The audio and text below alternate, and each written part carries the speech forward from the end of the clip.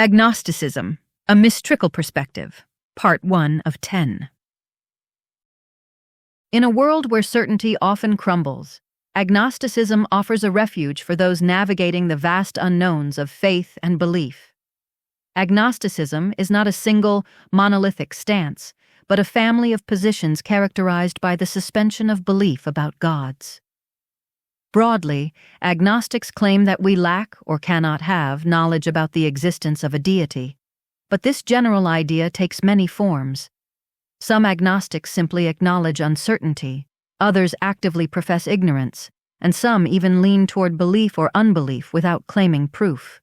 Below, we survey both well-known and lesser-known agnostic positions, each with its definition, origins, key figures, epistemology, attitude toward gods, relationship to theism and atheism, and common criticisms.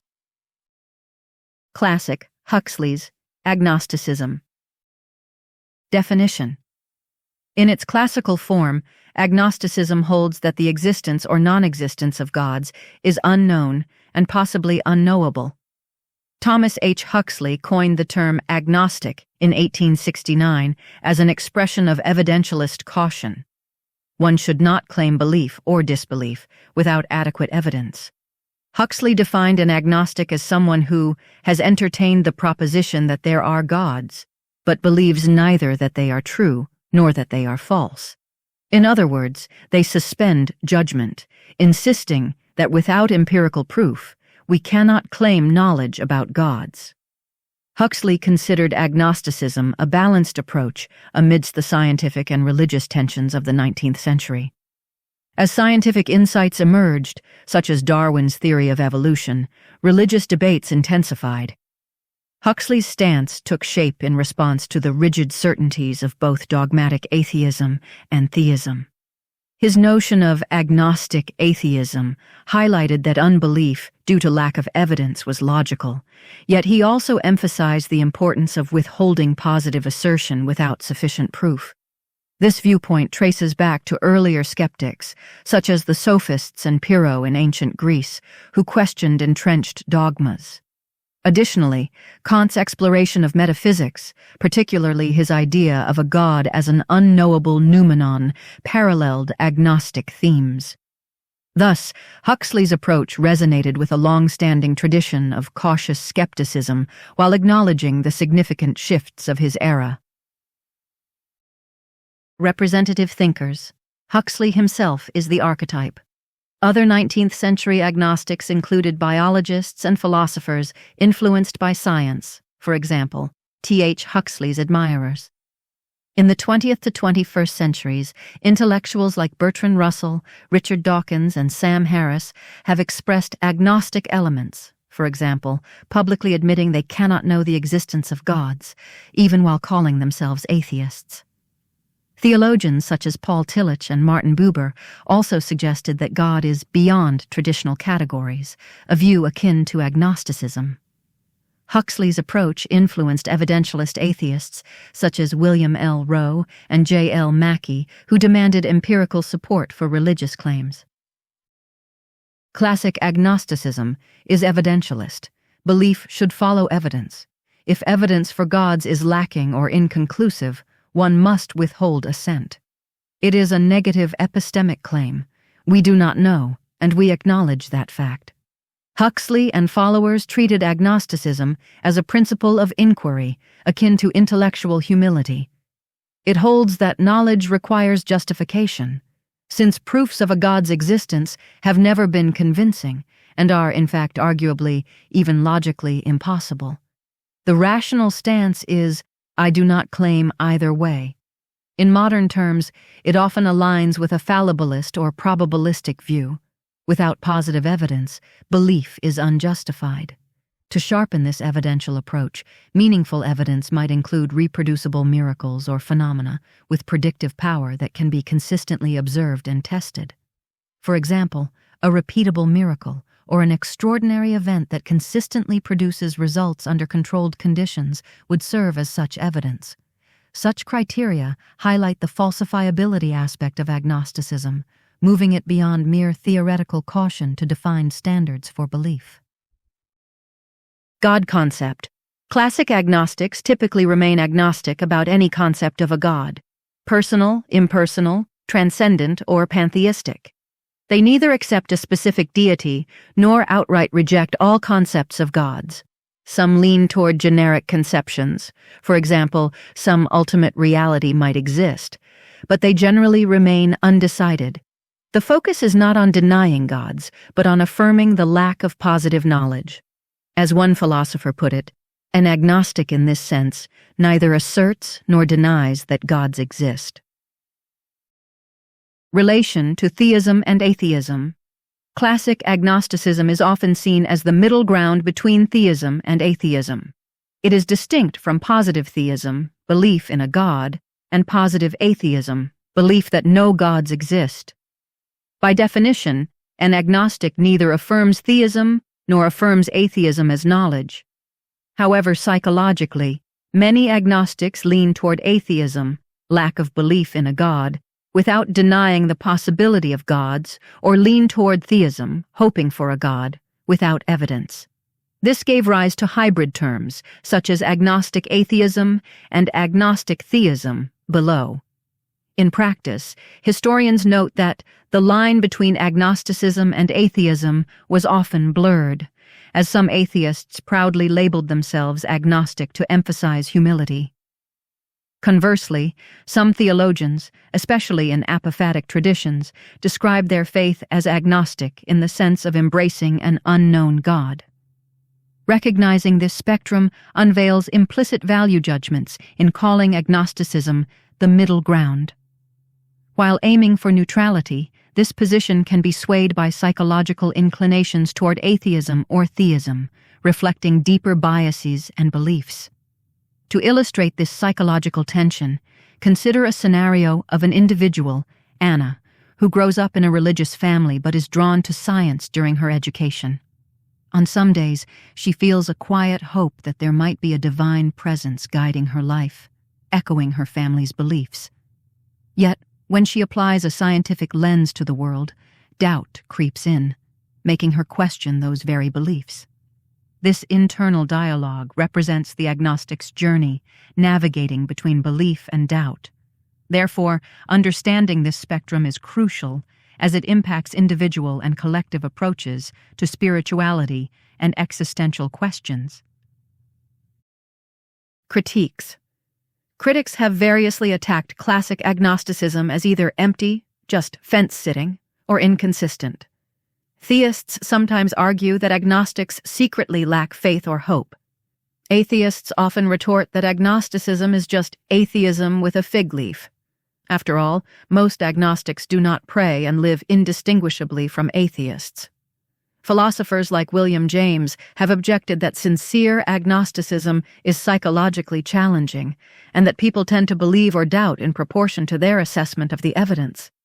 Some claim agnosticism undercuts any moral stance. If we are agnostic, on what grounds do we reject harmful gods or empty claims? Others argue that agnosticism fails as a permanent stance. If one truly never commits, then even basic ethical or existential decisions become ambiguous.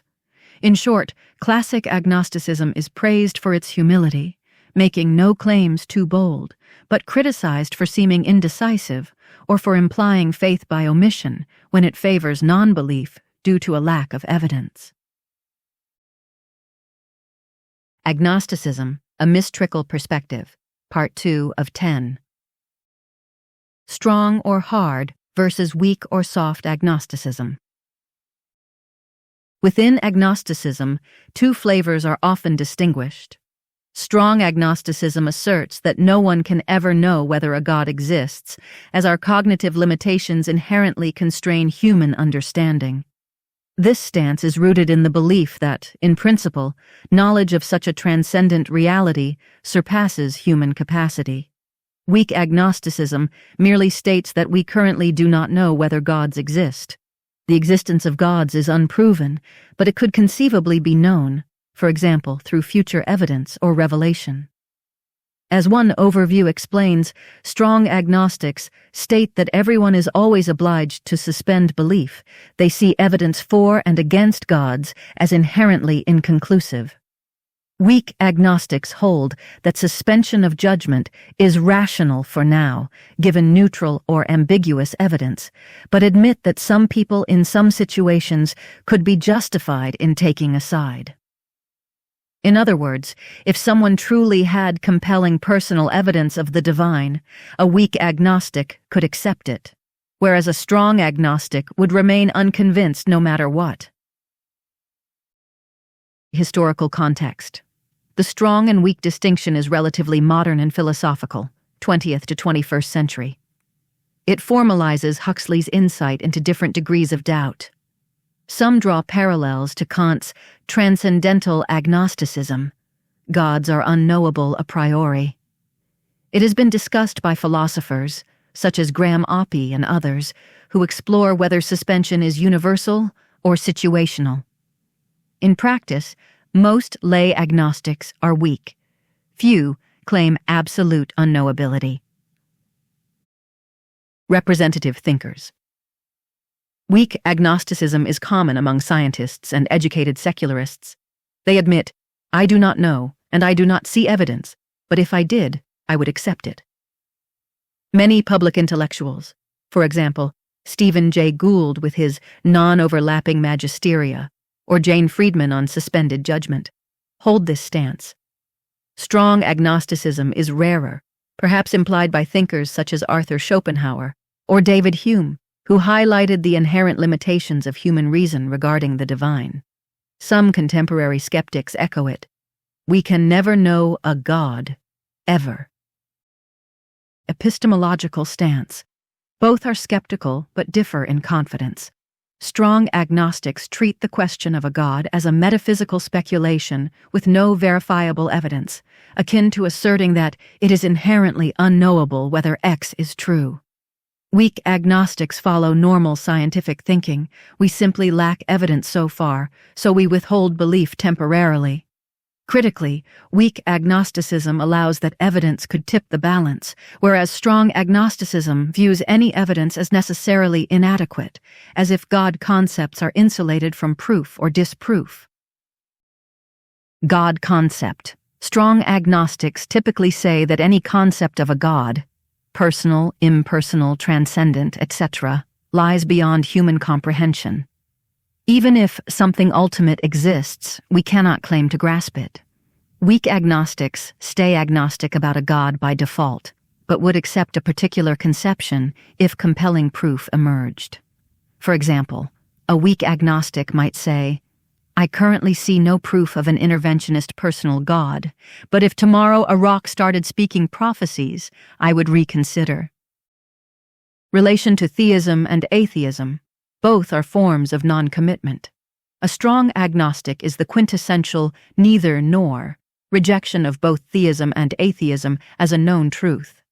A weak agnostic is in practice closer to atheism, or at least non-theism, in everyday life, but differs in principle.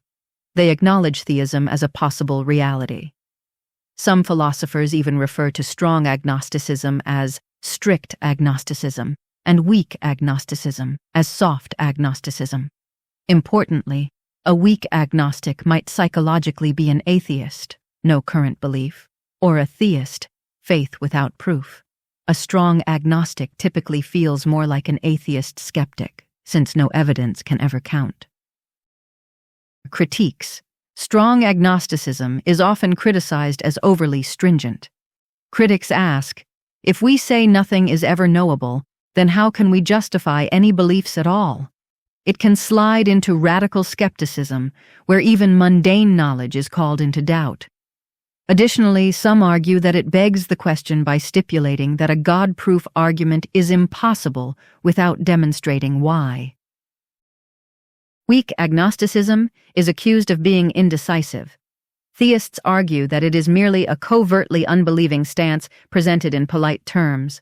Atheists complain it is just indecision, wagering that a God might exist, as if betting. Philosophers sometimes note that if weak agnosticism allows theists and atheists to both exist, it begs the question of why bother with the label. More generally, both views can be seen as intermediate, and some critics argue that the real question is binary, existence versus non-existence. So, suspension is a cop-out. Others embrace these nuances as an honest acknowledgement of uncertainty. Agnosticism, a Mystrikal perspective, Part 3 of 10. Apathetic or pragmatic, agnosticism or apatheism. Definition: apathetic agnosticism, often referred to as apatheism, is the belief that whether or not gods exist is unimportant or irrelevant. An apatheist essentially thinks, I neither know nor care if gods exist. In this view, questions about gods are seen as irrelevant to one's day-to-day life. Instead of concentrating on knowledge, the focus is more on attitude. Apatheists believe that the existence of gods does not make a significant difference, so the matter is simply ignored. The term apatheism combines apathy and theism. Historical context. Apatheism is essentially a modern phenomenon of secular societies. It arose from the sociological observation that many people live as if religious questions do not matter. For example, Denis Diderot in the 18th century quipped that not mixing up hemlock and parsley is important, but whether gods exist is not at all so.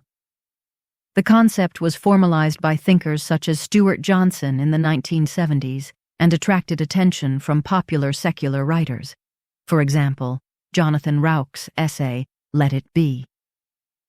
It is often discussed in the media or on blogs rather than in classical philosophy journals, reflecting a practical layperson's orientation. Representative thinkers and examples. Few philosophers systematically champion apatheism, but some libertarian and secular writers do. Trevor Hedberg, for instance, said apatheism is uncharted territory in the philosophy of religion, highlighting its novelty. A public example, many self-described nuns, religiously unaffiliated, in surveys say, I do not believe in God, but it is not important to me. Cynical comedians or cultural satirists sometimes voice apatheism. Hey, do whatever. I am not interested in cosmic questions. One individual humorously summed it up during a discussion. Honestly, gods just never cross my mind. My life is full enough without needing answers to cosmic mysteries. The spiritual but not religious movement sometimes overlaps here, so individuals often seek meaning without the commitment to a specific creed. However, apatheism is a secular posture by definition, as it means a lack of interest in God specifically. To illustrate the practical implications of apatheism, consider a vignette about medical ethics. A doctor, guided by scientific principles rather than faith-based directives, faces an ethical dilemma in deciding the care for a terminally ill patient. Here, not caring about divine mandates leads to focusing on the patient's autonomy and quality of life, weighing options like palliative care over religious doctrines that complicate decision-making. This scenario reveals that, while apatheism involves not caring about gods, real-world consequences still compel the apatheist to seek ethical clarity grounded in secular values. Epistemological stance. Apathetic agnosticism is not so much about epistemology as about motivation. It usually involves a practical dismissal of religious debate. One might say the apatheist adopts agnostic claims, we cannot know for convenience. Whether gods exist is a theoretical question without practical effect, so it is not worth pursuing. It often goes hand in hand with a modest epistemic standard. Why bother to investigate without interest? In effect, apatheism is characterized by agnosticism, ignorance, and a lack of interest in seeking evidence. Some apatheists still rely on the absence of evidence to say, probably no gods, but many simply treat the God question as unsolvable gossip. God concept. Apatheists generally do not care about any God concept. If asked, an apatheist might accept the existence of a God merely as a theoretical proposition, but even that is taken with a shrug. Some might comfortably allow the possibility of a deist or pantheist something, but consider it irrelevant. An apatheist could even be a churchgoer culturally, yet see the doctrine as symbolic rather than factual. The key is indifference. Gods might exist in some form, like a generic life forces. But who cares if there is no practical consequence? Relation to theism and atheism. By definition, apatheism is orthogonal to theism and atheism. It neither strictly affirms nor denies. In one sense, it is non-theistic. A theist cares deeply about their God, an apatheist does not. But it also differs from atheism because atheists actively deny deities. Some describe it as a separate category, just as some on the left-right spectrum mix libertarian and authoritarian attitudes. Apatheism mixes in the theism-atheism axis. An individual could be an apatheist theist who believes in a God but does not care about it, an apatheist atheist who does not believe and does not care, or anything in between. Thus, apatheism is often viewed as a metaposition. It shapes one's relationship to religion, but does not express one's beliefs. In practice, most apatheists lean toward atheism, since interest is often triggered by lack of belief, yet their public claim is usually none of my business. Critiques. Apatheism's main critique is that it sidesteps the debate entirely. Some theists claim that caring is the only rational attitude if gods are real. You would not be so casual about, say, climate change if it were proven dangerous. Others say apatheists hide subtle beliefs. Perhaps deep down they assume atheism if it is easier to ignore questions. Philosophers note that apatheism is really an attitude, not an argument. One could ask, why be indifferent? Critics also point out that apatheism can easily slip into practical atheism, acting as if gods do not exist, or indifferentism. Finally, if gods did intervene, contra the apatheist's assumption, an apatheist would be unprepared. Nonetheless, apatheists respond that, without evidence of any divine concern, indifference is a live option. It simply shifts the burden. Prove to me why I should care, not why I should believe. Agnosticism, a Mystrikal Perspective, Part 4 of 10. Agnostic Theism, Theistic Agnosticism. Definition. Agnostic theists believe in a God or some divine reality, but acknowledge that human knowledge of a God is uncertain or inherently limited.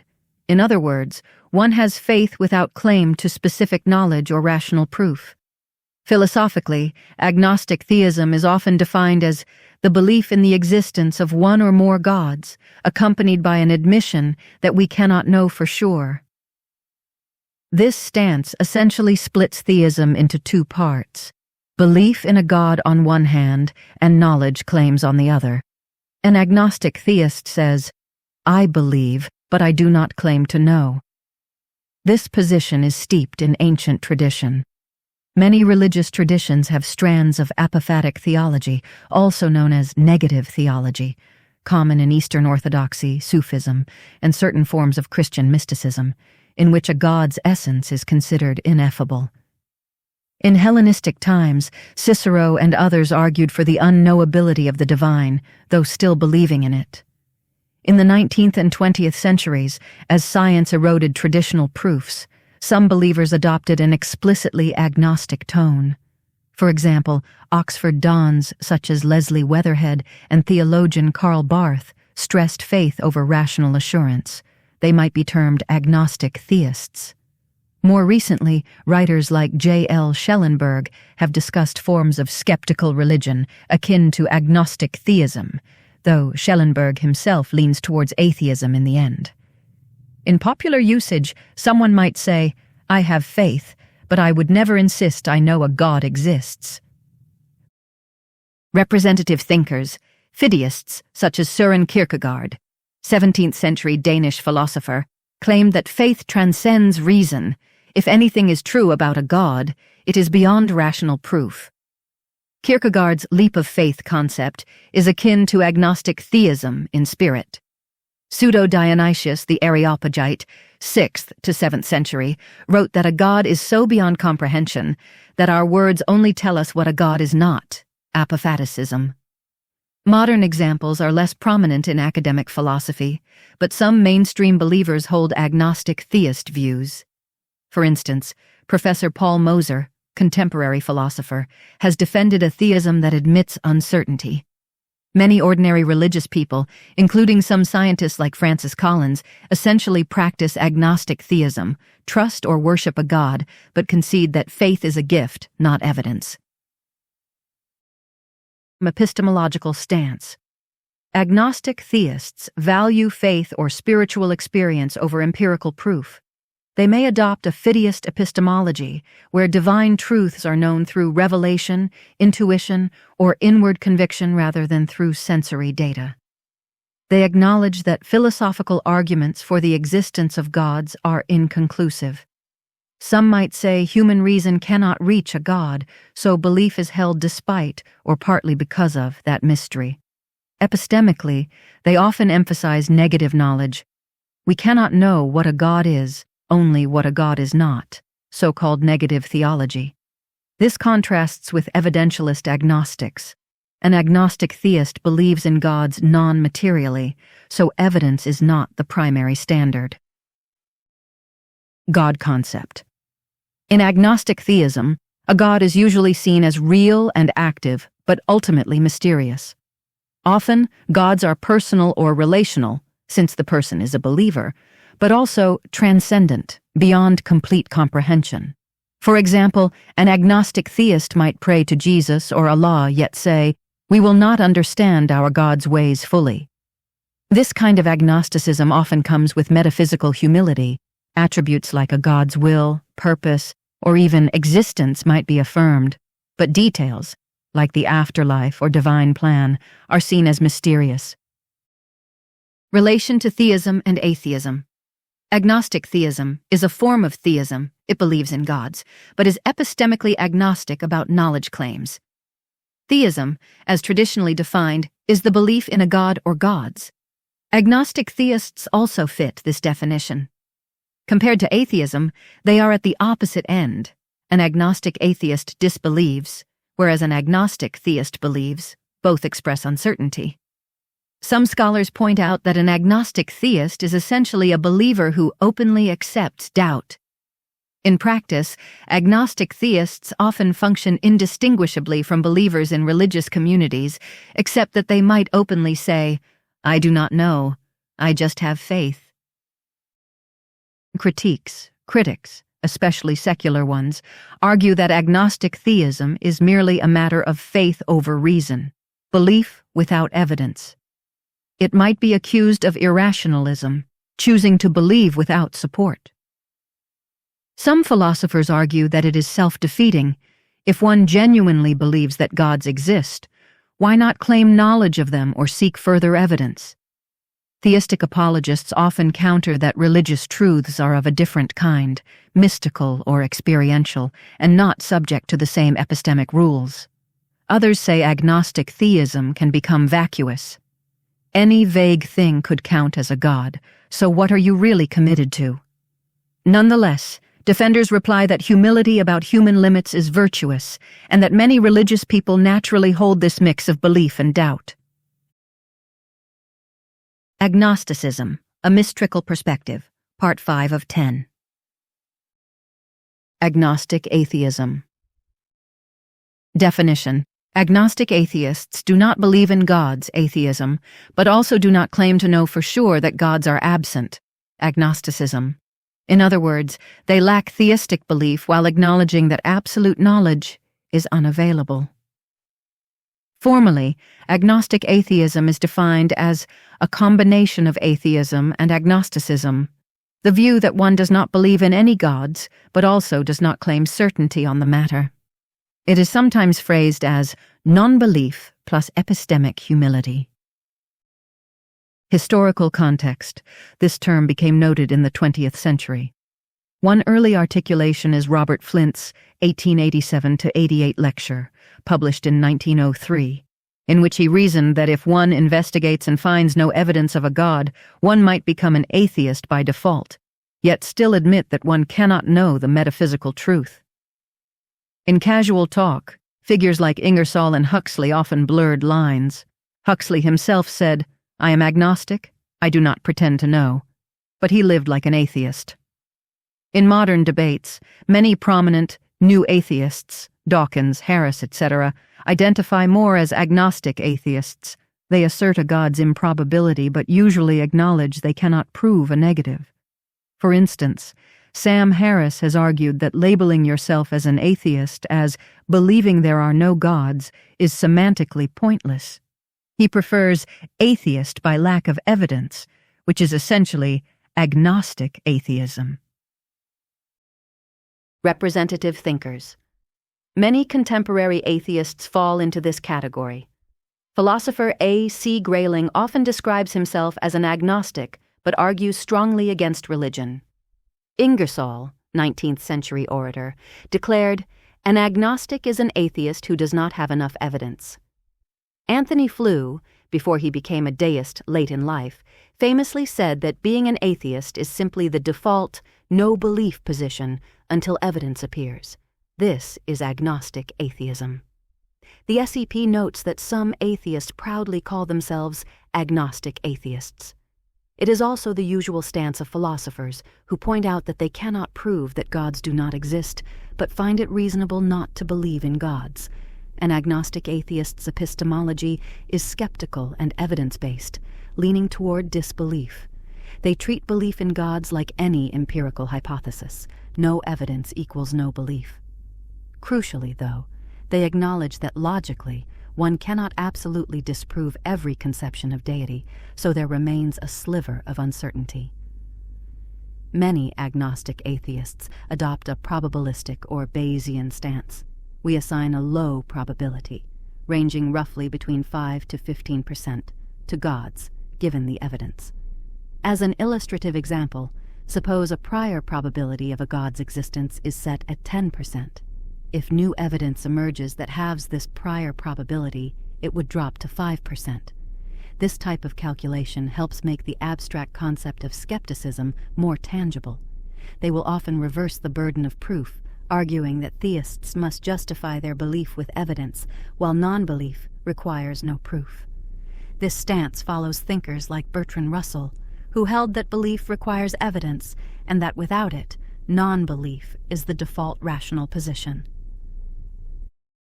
God concept. Generally, agnostic atheists reject specific conceptions of gods, especially anthropomorphic, interventionist gods. They typically see a god as an unsupported hypothesis. Often, they highlight the God of the gaps problem. If gods is just an explanation for what science has not yet explained, then gods become progressively less likely. Some agnostic atheists also entertain multiple definitions for a god. For instance, they might disbelieve in a personal creator god, but be agnostic about abstract notions like the universe itself as divinity. The SEP points out that refined atheists consider which God concept is at issue. For example, classical omnibenevolent God versus deist clockmaker versus pantheistic God, and might be agnostic about some and atheist about others. Relation to theism and atheism. This is a form of atheism insofar as it lacks theistic belief, but with an agnostic twist regarding knowledge. Metaphysically, agnostic atheists assert there are no gods, but they treat that as a provisional conclusion. Theism is essentially rejected. They are atheists, after all. But unlike strong atheism, they do not claim absolute proof. In public debate, they emphasize that calling oneself atheistic often implies a belief claim, I assert no gods, whereas they prefer to say, I have not been persuaded. Thus, agnostic atheism is considered a more modest form of atheism. It overlaps strongly with what philosophers call negative atheism, non-belief. The SEP notes that most self-described atheists today will say, I do not claim to know there are no gods. I just lack belief until I see evidence. Critiques. Critics from the theist side sometimes label agnostic atheists as mere fence-sitters, arguing that one should just reject gods outright for the sake of moral clarity. Some theists say it is a semantic trick. If you effectively act as an atheist, no prayer, life unaffected by God's, why pretend otherwise? Meanwhile, more staunch atheists sometimes criticize agnostic atheists for giving unnecessary wiggle room to religion. For example, Sam Harris, an outspoken atheist, has argued that pretending not to claim a position can be a hollow game. Another critique is internal. Philosophers debate whether atheism is a belief at all. Mystrikism, below, even argues that we should admit that atheism is a kind of belief that merits justification. In short, the central tension is that agnostic atheism attempts to strike a balance between rational humility and the practical conclusion of non-belief, and some find that balance unstable. Agnosticism, a Mystrikal perspective. Part 6 of 10. Agnosticism and Theological Noncognitivism. Agnosticism, sometimes called igtheism, is the view that the question, "Do gods exist?" is itself unclear. Agnostics maintain that the word God lacks a precise definition, making debates on a god's existence futile without clarifying what a god truly means. In practice, an agnostic might say, before you even ask if a god exists, you must clarify what you mean by a god. The related position of theological noncognitivism holds that theological terms, such as God or omnibenevolence, are often vague. Consequently, statements about gods are not considered true or false propositions in any literal sense. Historical context. Agnosticism is a relatively modern concept that emerged in late 20th century atheistic debates. The term was coined by Rabbi Sherwin Wine in 1964 as a joke during a Jewish assembly, but it has been taken up by atheists who emphasize logical rigor. In effect, agnosticism inherits agnosticism's epistemic caution, but pushes it to a semantic extreme. Not only do we not know, but the question might not even be legitimate.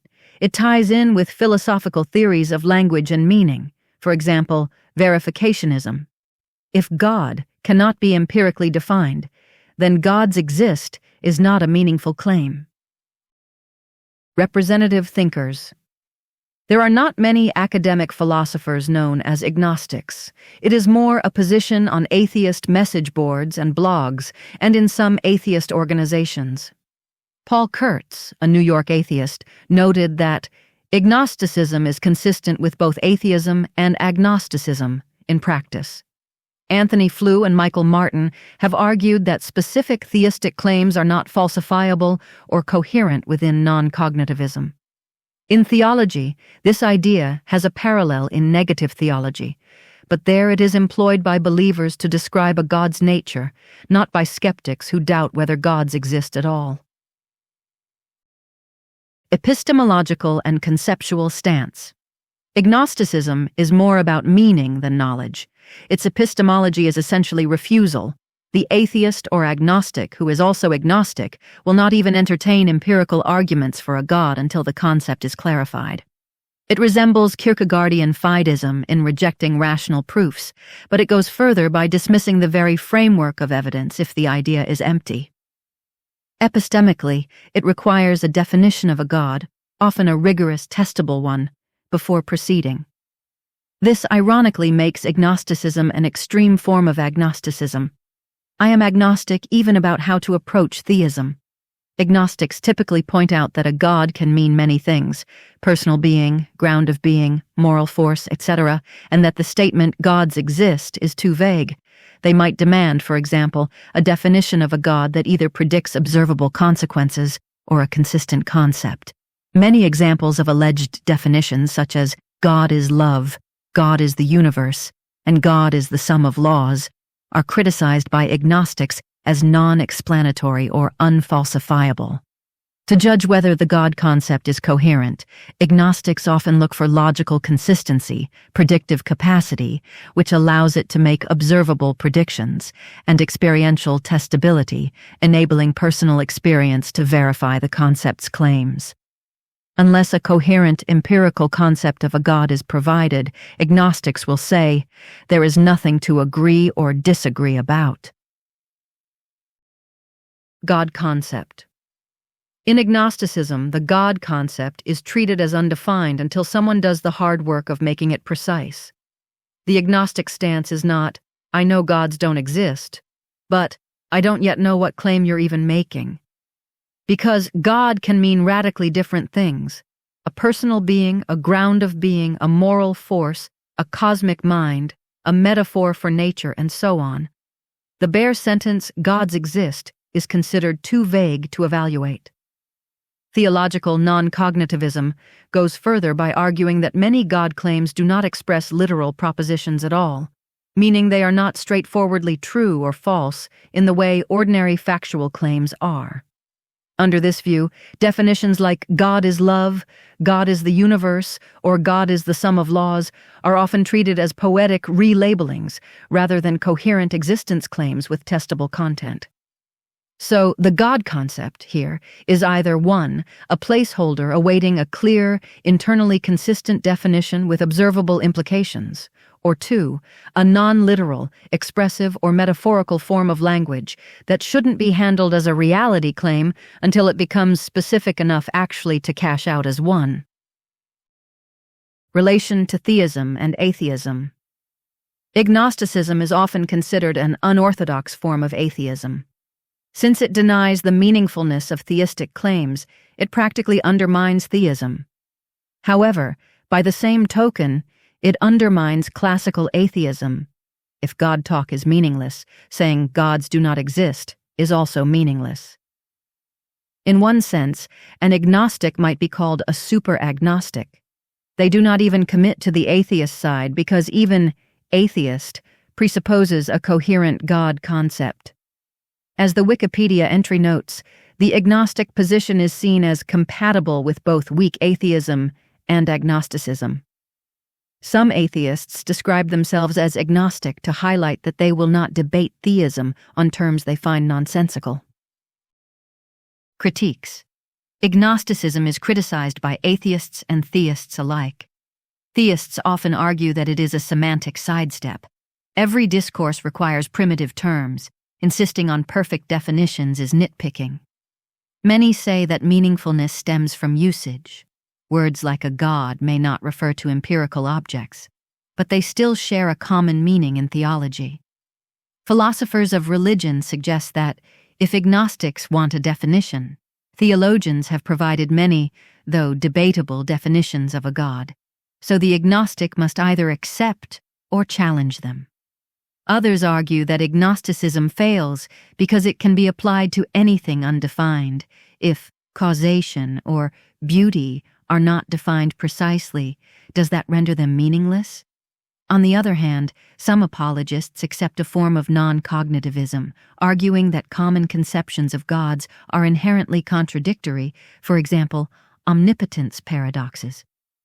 Nevertheless, most deny that the term God is meaningless. They say that even mysterious concepts can be meaningful metaphorically or existentially. Overall, the limitation of agnosticism is that it often avoids substantive debate, requiring the other side to do the conceptual work. If adequate definitions are given, agnostics can either move to standard agnosticism or atheism, or they can continue to deny coherence, infinite regress. Thus, critics argue that agnosticism can become a stalemate. Neither side engages without meeting the agnostic's impossible standards. Agnosticism, a Mystrikal perspective, Part 7 of 10. Apophatic, negative, agnosticism. Definition. Sometimes called negative theology, when employed by believers, apophatic agnosticism holds that a God, if any, is inherently beyond human cognition.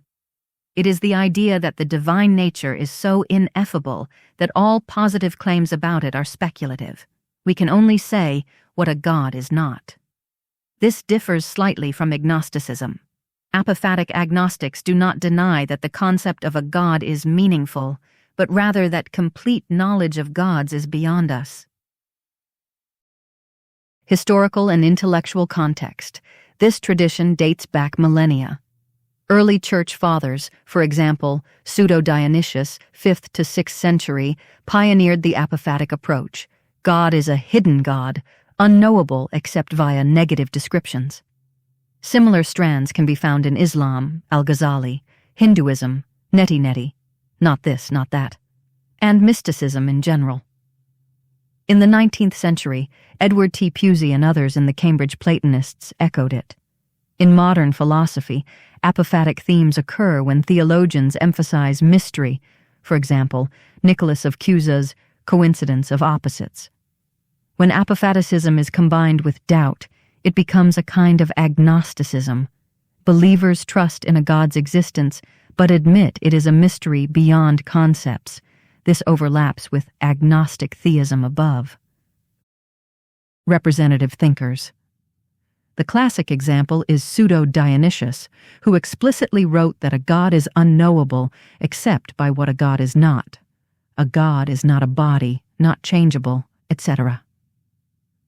In the West, Meister Eckhart and Gregory of Nyssa made similar points. Among moderns, Michael Polanyi, scientist-philosopher, discussed personal knowledge and tacit knowing, implying mystical insight rather than logical proof. One modern Christian theology, known as apophatic theology, carries this concept, often overlapping with agnosticism. On the atheist side, philosopher Jean-Paul Sartre said God is a nothingness beyond reality. Though he was an atheist, he used similar language. Notably, the Stanford entry points out that in Huxley's time, some apophatic Christians even called themselves agnostic, claiming we can only worship an unknown God. Epistemological stance. Apophatic agnosticism endorses a form of epistemic humility or mystery. It states that reason and evidence cannot fully grasp a God. At best, we can apprehend the divine through indirect means, for example, moral intuition, mystical experience, analogy. It is usually anti-speculative.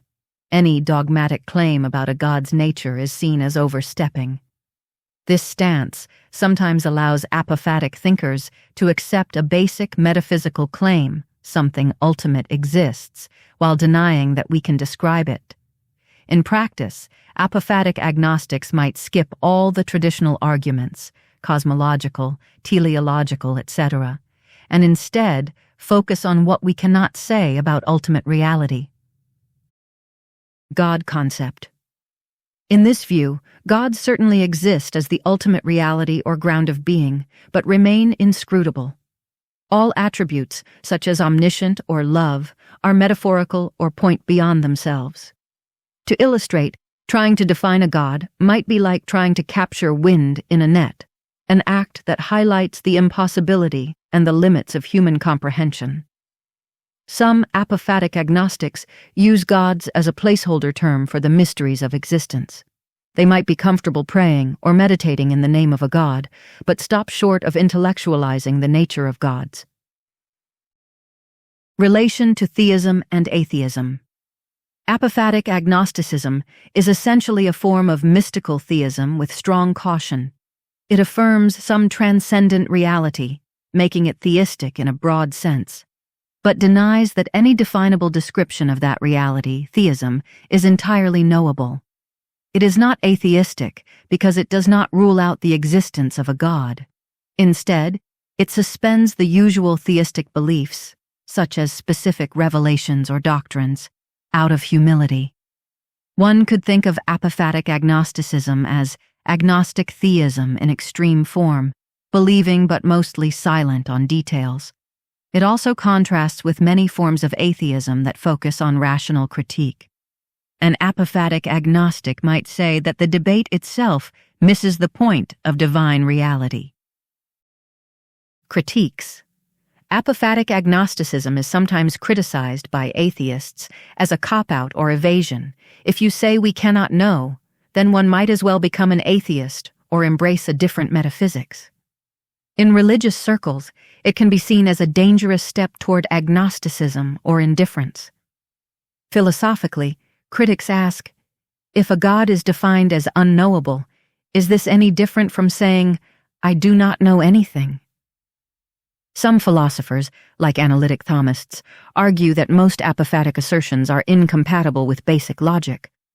However, apophatic proponents claim they are simply avoiding category mistakes. Of course, a God might be reality itself, but we should not try to pin down an ultimate answer. Agnosticism, a Mystrikal perspective, Part 8 of 10. Skeptical agnosticism and other modern variations. In recent philosophy of religion, new, nuanced types of agnosticism have been proposed. Skeptical agnosticism, John Beck, 2022, explicitly embraces doubt about theism in response to modern challenges, like the problem of evil and science. This form of agnosticism not only suspends belief, but also insists that both theists and atheists should remain open to evidence and criticism. To illustrate, skeptical agnosticism can be likened to the scientific peer review process. In this process, researchers submit their work for scrutiny by peers who can affirm or challenge findings, prompting revisions and reassessments of conclusions. Similarly, skeptical agnostics advocate continuous openness to new evidence and to critique from all perspectives. Skeptical agnostics might engage with arguments from evil or hiddenness, arguing that the best response is to doubt both sides equally. This broad skepticism is reminiscent of classical Pyrrhonism, but applied to religious belief. Even if someone claims evidence, the agnostic remains unsure. Religious agnosticism is another emerging term, Gary Gutting, 2013, for people who do not commit to doctrines, but are nonetheless drawn to religious communities or practices. A religious agnostic might go to church, pray, or cherish spiritual experiences, all while admitting that they do not know if any deity exists. This is more of a social or practical stance. The person is unsure in theory, but practices in the tradition for personal or communal reasons. While Gutting's paper highlights this in America, the idea resonates with other cultures. For example, a Buddhist who values moral teachings but is agnostic about gods. Ethosism, somethingism, is a European neologism, from Dutch iets, ear something, for the view that something exists beyond the visible, but I do not know what. Ethosists often reject organized religion, yet feel intuitively that there is something out there. This term gained popularity in the Netherlands in the 1990s. Philosophically, ethosism is akin to a very unspecific agnosticism. One affirms an indefinite, transcendent reality or spiritual force, but denies any clear definition.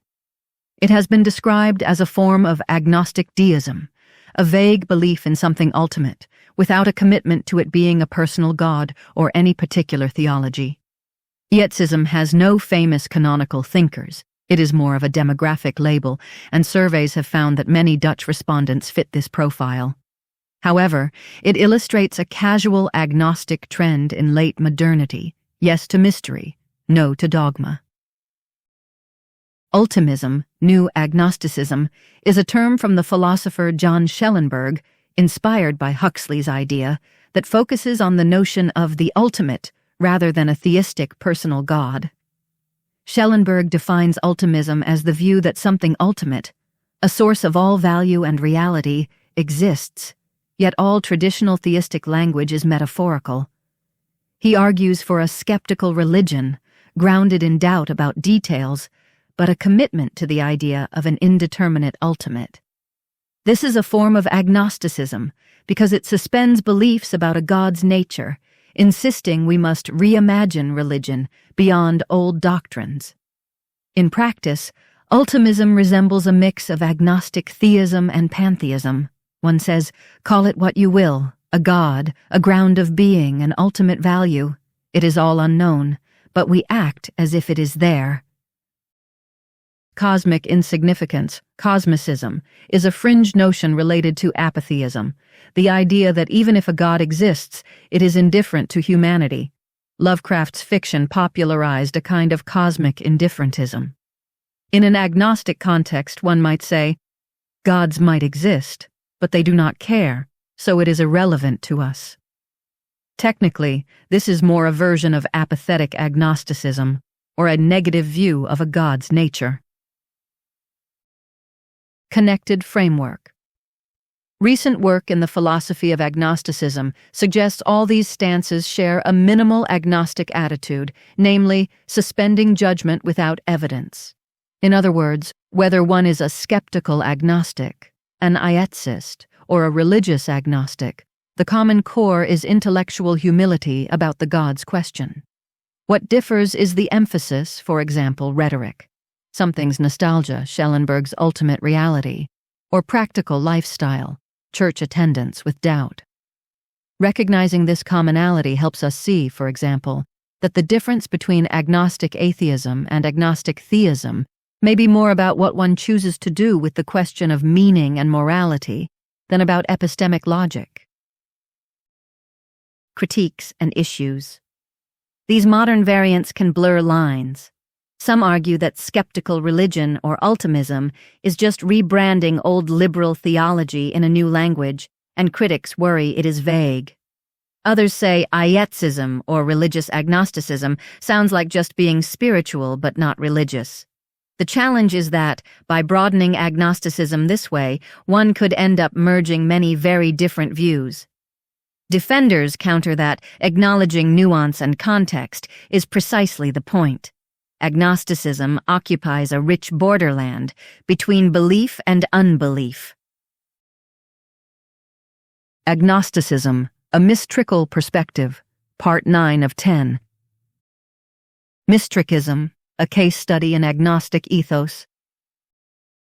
Having surveyed the spectrum of agnosticism, we now turn to Mystrikism, our rational, evidence-based philosophical ethos, and ask, which variety of agnosticism do we align with? Mystrikism defines itself as non-theistic and agnostic, stating that belief in gods lacks scientific support.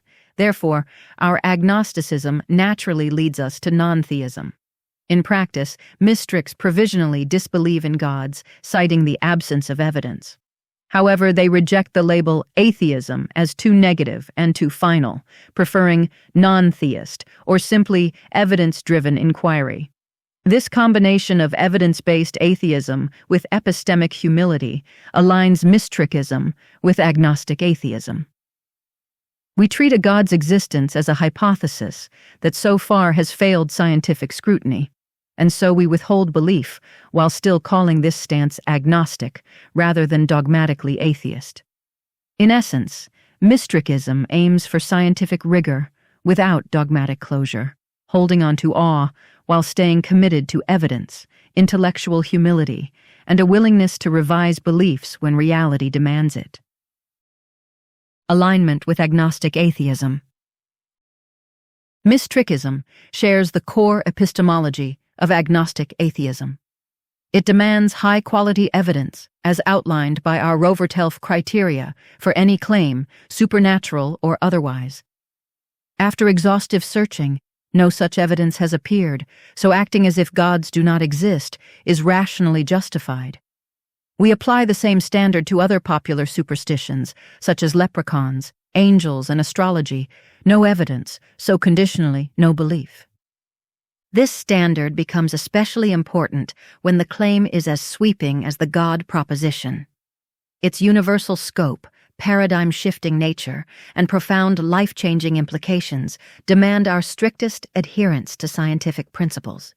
This isn't just a procedural preference, it's a fundamental imperative, rooted in recognizing that supernatural claims profoundly affect our understanding of the universe, our place within it, and reality itself.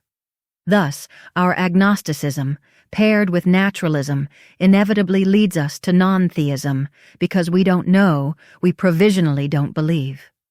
From this standpoint, confirming something's existence requires scientific quality evidence rigorously tested in accordance with our integrated principles of science, IPS, especially the scientific method.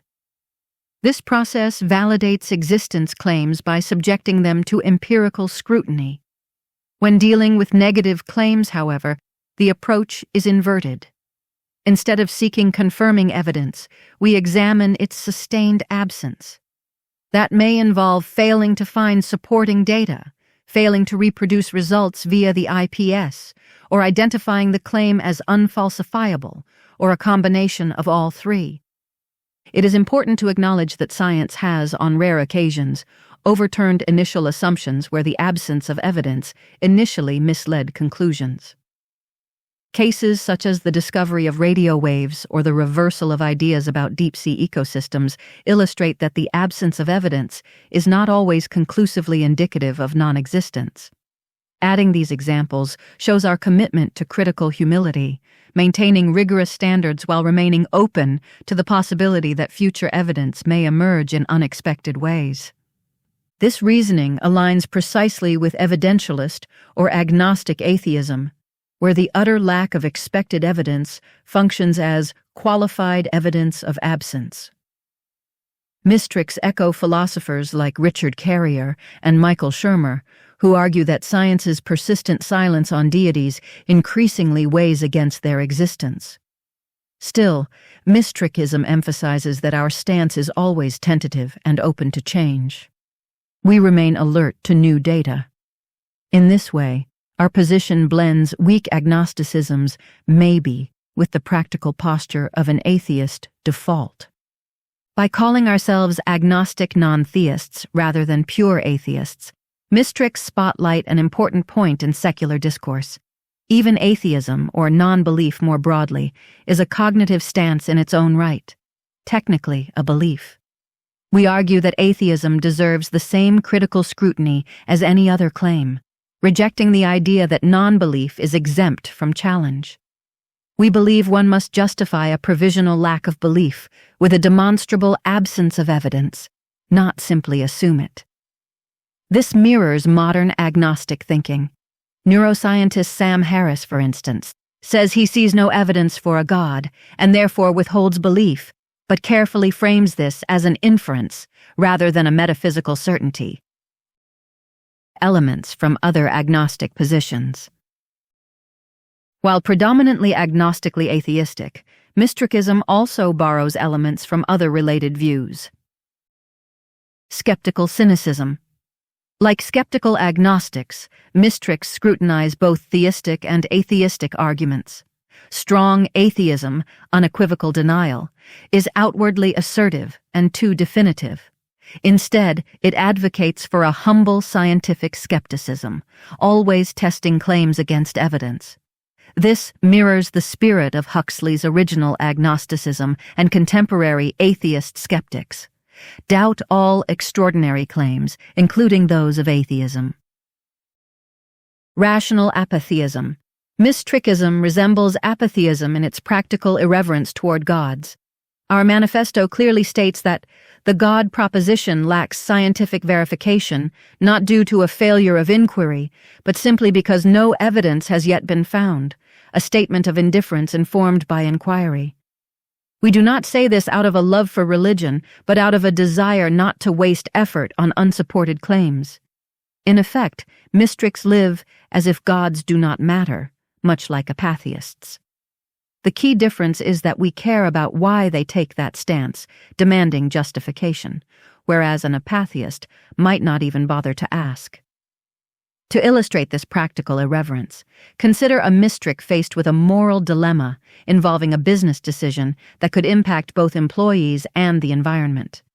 Without divine guidance, the Mystrik assesses the situation using rational ethics, weighing the consequences of profit versus people and the planet. The decision is made by weighing evidence about consequences and aiming for the most just, harm-minimizing, well-being-supporting outcome across people and the environment, rather than appealing to spiritual input or divine command. This example shows how Mystrikism navigates moral challenges with practical reasoning, indifferent to theological concerns. Empirical Agnosticism. Mystrikism implicitly assumes something like agnosticism's demand for clarity. We urge that the God postulation must be a falsifiable hypothesis before meaningful debate can occur. We reject vague conceptions, Just calling something a god outside the realm of testable claims is not a hypothesis at all. This technical point echoes agnostic concerns. If a god is not well defined enough to test, then belief in a god is null. However, Mystrikis goes further, saying that even if we interpret a god generously as an ultimate creator, the burden remains on theists to supply evidence. Pragmatic Agnostic Theism, anti. Interestingly, Mystrikism explicitly distinguishes itself from agnostic theism. It emphasizes non-belief and downplays any role of faith. In that sense, it avoids agnostic theistic elements. However, it shares a moral humility with agnostic theism. Both standpoints admit human limitations. We say, human imperfection is instructive, demonstrating an agnostic humility that extends from knowledge to behavior. Worldview and metaphysics. Metaphysically, Mystrikism is naturalistic. Because they cannot make accurate, reliable predictions, Mystrikis explicitly reject supernatural explanations. This places it firmly in line with naturalistic agnosticism, the stance that only the natural world is knowable, a view common in secular philosophy. In contrast, a theistic or panentheistic agnosticism, such as Schellenberg's ultimism, would allow for a transcendent ground of being. Mystrikism admits naturally profound secrets of existence and natural awe, but these are framed in science yet to be discovered, not in terms of any supernatural principle. So, our metaphysics is agnostic only about how much science can explain, not about the existence of a spiritual realm. Agnosticism, a Mystrikal perspective, Part 10 of 10. Epistemology, ethics, metaphysics of Mystrikism. Epistemology. Mystrikism's epistemology is resolutely evidentialist and scientific. Beliefs are held only when justified by rigorous standards. We employ an acronym ROVERTELF to capture this. We explicitly state that they expect empirical evidence of the existence of something, like a god. Our view is that the absence of predicted evidence is itself evidence of absence. This is a textbook of scientific agnosticism or atheism in the Huxley-Dawkins tradition. We differ from some classical agnostics by being more assertive.